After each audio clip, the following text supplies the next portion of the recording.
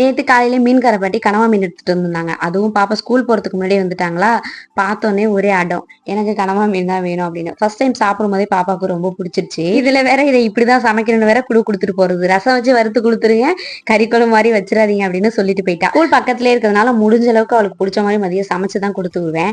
ஒரு நட போனாலும் பரவாயில்ல அப்படின்னு மதியம் போய் தான் குடுத்துட்டு வர்றது. கனவா மீன் ஒரு விரல் சைஸ்ல தான் இருந்துச்சு. அத கிளீன் பண்ணவே ரொம்ப நேரம் ஆயிட்டு. கிளீன் பண்ணிட்டு போய் குளிச்சுட்டு வந்துட்டு அதுக்கப்புறம் தான் சமைக்க ஆரம்பிச்சேன். சரின்னு எண்ணெய் சட்டி அடுப்புல போட்டுட்டு ஒவ்வொரு பொருளையும் அரிஞ்சுக்கிட்டே தான் சமைச்சிட்டு இருந்தேன். இந்த கனவா மீன் வறுவலுக்கு ஃபர்ஸ்ட் எண்ணெய் சேர்த்துட்டு அது கூட கொஞ்சமா பெருஞ்சீரகத்தூள், ஒரு 5, 6 பல்லு பூண்டு தட்டி சேர்த்துக்கிட்டேன்.